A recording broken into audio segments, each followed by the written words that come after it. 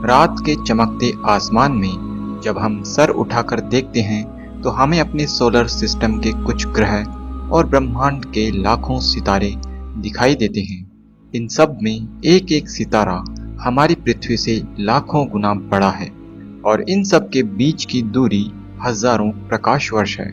लेकिन फिर भी ये लाखों सितारे हमारे इस छोटे से आसमान में हम देख पा रहे हैं। कितना अद्भुत है हमारा ये ब्रह्मांड। अंतरिक्ष की यह सुंदरता हमें हमारी सारी चिंताओं, परेशानियों, दुख दर्द को एक बार के लिए भुला देती है। अगर इसी अंतरिक्ष को और गहराई से हम जानेंगे तो ये हमारे दिमाग को शांत कर देगा। हमें इसे जानना चाहिए। तो चलिए आज सभी चिंताओं को छोड़कर, सब कुछ भूलकर सिर्फ कुछ समय दीजिए इस अंतरिक्ष की सैर करने को, क्योंकि ऐसा मौका दोबारा कभी नहीं मिलेगा। चलिए चलते हैं हमारे अंतरिक्ष के सफर पर। हमारी अंतरिक्ष यात्रा शुरू होती है हमारे अपने प्यारे ग्रह पृथ्वी से। हम अपनी पृथ्वी से 90 किलोमीटर ऊपर आ चुके हैं, अपनी सभी चिंताओं को छोड़कर। कितनी प्यारी है हमारी धरती, और ये है हमारा चांद। इसकी सतह पर बने हजारों क्रेटर्स इस बात के गवाह है कि लाखों वर्ष पहले करोड़ों एस्टेरॉइड्स की वर्षा यहाँ हुई होगी। चांद से कुछ ऐसी दिखाई देती है हमारी पृथ्वी। चांद की इस वीरान भूमि पर कहीं कोई जीवन दिखाई नहीं देता है। और ये है नील आर्मस्ट्रांग के पहले फुटप्रिंट्स, जो आज भी चांद की सतह पर मौजूद है और करोड़ों सालों तक रहेंगे। चलिए अब हम चलते हैं किसी और ग्रह पर। पृथ्वी से 125 मिलियन किलोमीटर दूर ये है वीनस। ये हमारे ग्रह पृथ्वी की बहन है। इसे हम पृथ्वी से नंगी आंखों से देख सकते हैं। पूरब में ये नए दिन का स्वागत करती है तो पश्चिम को रात में अलविदा कहती है। ये आकार और गुरुत्वाकर्षण बल में पृथ्वी के बराबर है, लेकिन अंदर झांकने पर यह किसी नर्क से कम नहीं है। इसके एटमॉस्फेयर में सल्फ्यूरिक एसिड से बने बादल हैं और यहाँ CO2 की मात्रा काफी अधिक है। वीनस का ये एटमॉस्फेयर इसे काफी गर्म रखता है। सूर्य से बुध की अपेक्षा दूर होते हुए भी यह बुध से काफी गर्म है। यहाँ सरफेस टेम्परेचर 900 डिग्री है। जीवन की कल्पना तो यहाँ संभव ही नहीं। यहाँ पर एक दिन यहाँ के 1 साल से ही बड़ा होता है। अब हम इस वातावरण में अधिक देर तक नहीं रह सकते। चलते हैं हमारे अगले पड़ाव पर। ये है हमारा सूर्य। इसकी चमक में छुपा है हमारा अगला पड़ाव, मरकरी यानी बुध। सूर्य के पास होते हुए भी यहाँ दिन और रात के तापमान में जमीन आसमान का अंतर है। रात में -275 डिग्रीज तो दिन में 800 डिग्री। बुध ग्रह की कोर हमारे चांद जितनी बड़ी है, जो कि आयरन से बनी है, और इसकी ऊपरी परत पथरीली है। इसे हम एक लोहे का गोला कह सकते हैं। और ये है हमारा दिव्य सूर्य। इसी पर सभी ग्रह टिके हैं और टिका है हमारी पृथ्वी पर जीवन। यही किसी घोड़े की तरह अपने रथ में सभी ग्रहों को घुमाता है। इसकी 7 रश्मियों का प्रकाश हमें जीवन देता है। ये इतना विशाल है कि इसमें हमारी पृथ्वी जितनी 13 लाख पृथ्वी समा सकती है। इसकी सरफेस का तापमान 6000 डिग्री सेल्सियस है। सूर्य हर सेकंड लाखों टन पदार्थ को एनर्जी में बदल रहा है। यहाँ पर इलेक्ट्रिकल और मैग्नेटिक फोर्सेस से ऐसे दैत्याकार मोल्टन गैस लूप बनते हैं जो इतने ऊपर तक उठते हैं कि इनमें कई धरती समा सकती है, और ये हजारों ज्वालामुखियों से भी अधिक ऊर्जावान है। ये लूप जहां से उठते हैं उसे सन स्पॉट कहा जाता है। सूर्य पर होते हुए भी ये दिखाई देने में ब्लैक है, क्योंकि इसके आसपास की लेयर से इनका टेम्परेचर कम है। बाहर से इतना विचित्र सूर्य अंदर से और भयानक और विचित्र होगा। सूर्य के अंदर की दुनिया को हम कभी और देखेंगे। फिलहाल हमें चलना चाहिए वहां जहां हमारा भविष्य हमारा इंतजार कर रहा है। द रेड प्लैनेट मार्स, जहां हम भविष्य में अपनी कॉलोनी बसाएंगे। मार्स हमारी एकमात्र आशा है भविष्य की, क्योंकि सिर्फ यही एक ग्रह है जहां हम अपनी पहली बस्ती बसा सकते हैं। यहाँ का एटमॉस्फेयर पृथ्वी की अपेक्षा पतला है और ओजोन गैस के अभाव में यहाँ रेडिएशन से बचना संभव नहीं है। अब तक यहाँ जीवन का कोई नामो निशान हमें नहीं मिला है। हो सकता है यहाँ का जीवन लुप्त हो गया हो, जिस तरह पृथ्वी पर कई बार हो चुका है। ये है ओलंपस, मंगल का सबसे बड़ा पहाड़, जो कि पृथ्वी पर माउंट एवरेस्ट से भी 3 गुना बड़ा है। मंगल की ये घाटियां बयान करती है कि कभी यहाँ पर पानी बहा करता होगा, और अगर पानी था तो जीवन भी रहा होगा। लेकिन आखिर जीवन था तो जीवन गया कहाँ?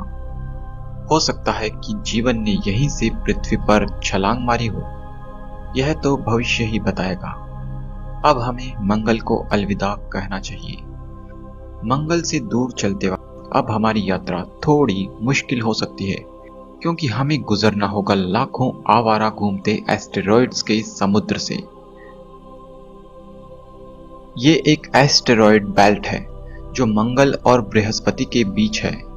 ये सभी एस्टेरॉइड वो बदकिस्मत चट्टानों के टुकड़े हैं जो एक ग्रह में तब्दील नहीं हो पाए, और सोलर सिस्टम के बनने से लेकर अब तक ये आवारा चट्टानों के टुकड़े किसी न किसी को अपना शिकार बना ही लेते हैं। खैर, अब हम आसानी से इन्हें पार कर चुके हैं और पहुंच चुके हैं पृथ्वी के रक्षक गुरु ग्रह पर। सोलर सिस्टम के निर्माण से लेकर अब तक इसने हजारों बार पृथ्वी को बचाया है। गैस का ये गुब्बार इतना विशाल है कि हमारी जैसी 1000 पृथ्वी को ये अपने अंदर शरण दे सकता है। ये देखिए, द ग्रेट रेड स्पॉट। ये एक तूफान है जो पृथ्वी से 3 गुना बड़ा है और पिछले 300 सालों से लगातार यहाँ उत्पात मचा रहा है। ऐसे कई तूफान जुपिटर में चलते रहते हैं। यहाँ की बिजली का एक स्पार्क 10,000 वोल्ट्स के बराबर है।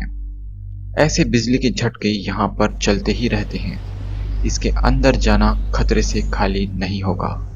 हमें इसके पास एक पड़ाव ढूंढना चाहिए। ये है जुपिटर का सबसे नजदीक चंद्रमा आयु। इस चंद्र के मोल्टन वोल्केनो लावा उगल रहे हैं। यहां से हमें एक दूसरी आशा की किरण दिखाई दे रही है, जहां जीवन की संभावना भी हो सकती है। यह है जुपिटर का दूसरा चंद्रमा यूरोपा। इसकी सतह पूरी तरह से बर्फ से ढकी है। संभव है कि इस बर्फ के नीचे पानी हो और वहां जीवन पनप रहा हो। इसे जानने के लिए हमें यहाँ कोई स्पेस मिशन भेजना होगा, लेकिन इसके पड़ोसी ग्रह पर इंसान का एक दूत पहुंच चुका है। नासा का कैसिनी स्पेस प्रोब, जो चक्कर लगा रहा है एक रिंग प्लैनेट शनि के। शनि, जिसे हमने पृथ्वी से कई बार निहारा है। शनि ग्रह काफी बड़ा होते हुए भी इतना हल्का है कि यह पानी में तैर सकता है। इसकी रिंग्स इतनी बड़ी है कि पृथ्वी से चांद तक की दूरी तक समा सकती है। और ये है शनि ग्रह का चंद्र टाइटन, हमारी तीसरी आशा की किरण, जहां जीवन संभव हो सकता है। इसके अंदर एक एटमॉस्फेयर है, हवाएं हैं, बारिश भी है और यहां तक कि सीजन्स भी है। नदियां, झीलें और समुद्र भी है, और देखने में पृथ्वी से काफी समान दिखाई देता है। हम इंसानों ने यहां भी अपना एक दूत भेज दिया है, ह्यूगेन स्पेसक्राफ्ट। इस भयंकर वातावरण में हमारा ये योद्धा यहाँ की इंफॉर्मेशन हमें भेज रहा है, ताकि हम इस ग्रह को और अधिक जान सके। टाइटन काफी ठंडा है, -300 डिग्रीज। ऐसे में जीवन का पनपना लगभग असंभव है। अब हमें टाइटन को अलविदा कहना चाहिए, क्योंकि अभी पूरा ब्रह्मांड हमारा इंतजार कर रहा है। हमारी मुलाकात होनी है अब शनि के दो जुड़वां छोटे भाई यूरेनस और नेपच्यून से। यूरेनस भी एक गैस जाइंट है, इसे आइसी प्लैनेट भी बोला जाता है।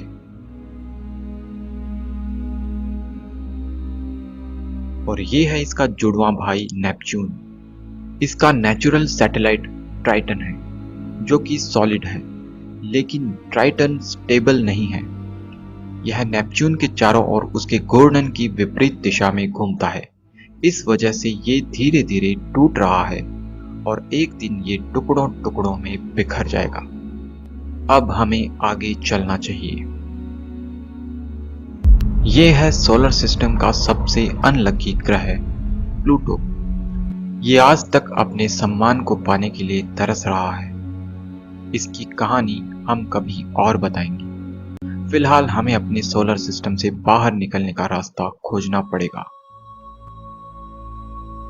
ये रहा हमारा साथी वोयाजर 1 स्पेस प्रॉब, जो कि एक बुलेट से 20 गुना तेज गति से मूव कर रहा है। इस पर लगी एक गोल्ड प्लेट एक सीक्रेट कोड है, हम इंसानों द्वारा भेजा गया कोड, ताकि ब्रह्मांड में बसी कोई इंटेलिजेंट स्पीसी उसे समझकर ब्रह्मांड में हमारा एड्रेस जान सके। हो सकता है ऐसा करके हमने कोई खतरा मोल ले लिया हो, लेकिन खतरे तो अभी आगे और भी है, जिनके सफर पर हमें चलना है। हमें अब अपनी स्पीड बढ़ानी होगी। हमारे सोलर सिस्टम से बाहर हम दूसरे सोलर सिस्टम अल्फा सेंचुरी में पहुंच चुके हैं, जहां एक नहीं बल्कि 3 सितारे एक दूसरे का चक्कर लगा रहे हैं।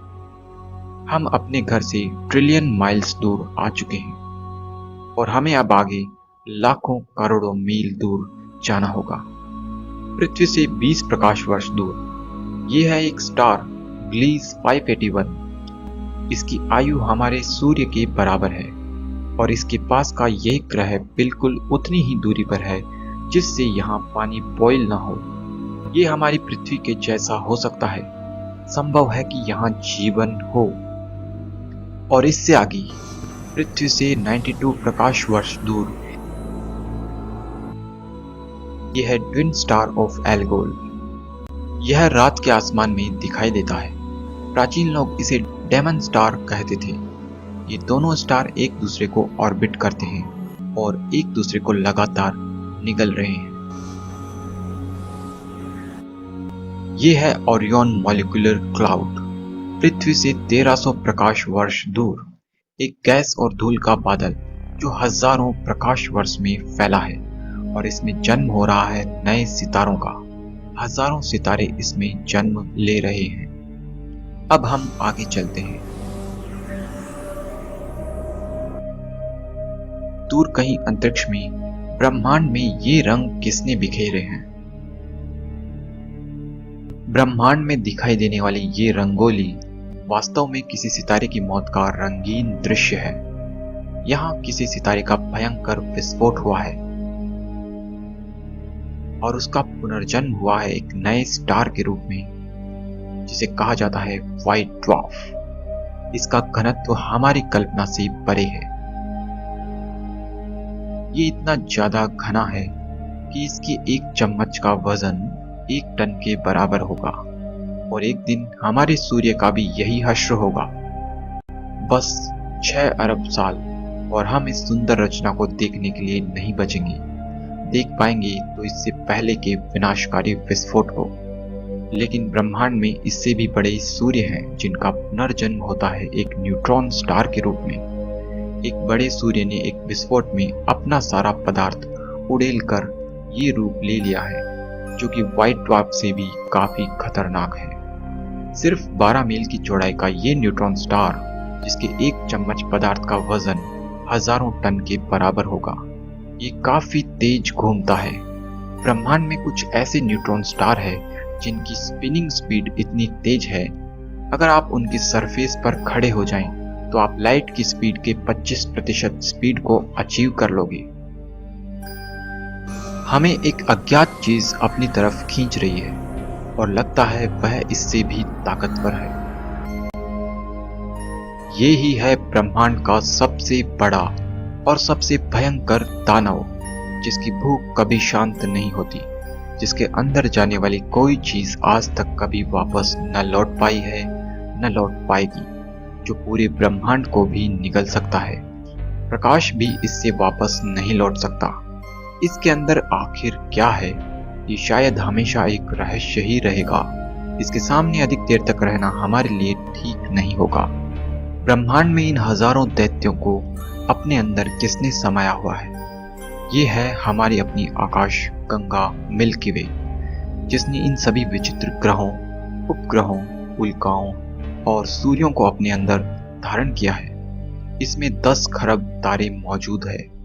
1 करोड़ से ज्यादा ब्लैक होल्स इसमें मौजूद है।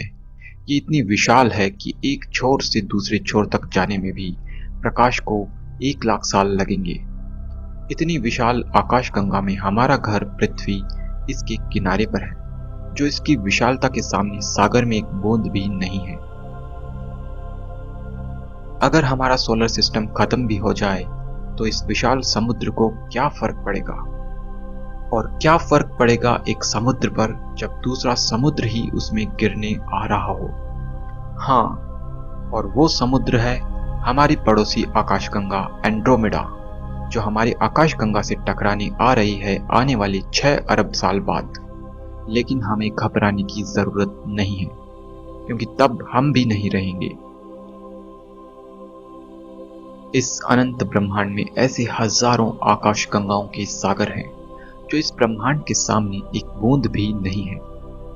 लेकिन ये सारे सागर जिस महासागर में तैर रहे हैं वो हमारा ब्रह्मांड है, और ब्रह्मांड हमारा इंतजार कर रहा है। लेकिन ब्रह्मांड से पहले हमें ब्रह्मांड के दिमाग को देखना होगा। गैलेक्सीज और क्लस्टर्स का बिछा हुआ ये जाल देखने में बिल्कुल हमारे दिमाग के न्यूरॉन्स से मेल खाता है। लगता है यही हमारे ब्रह्मांड का दिमाग है, जिसे हम अपनी कॉस्मिक नजरों से देख पा रहे हैं।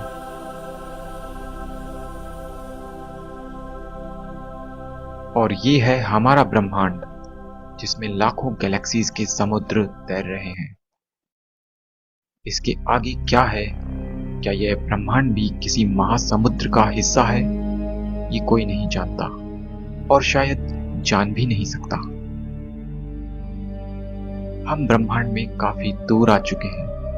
अब हमें अपने घर चलना चाहिए।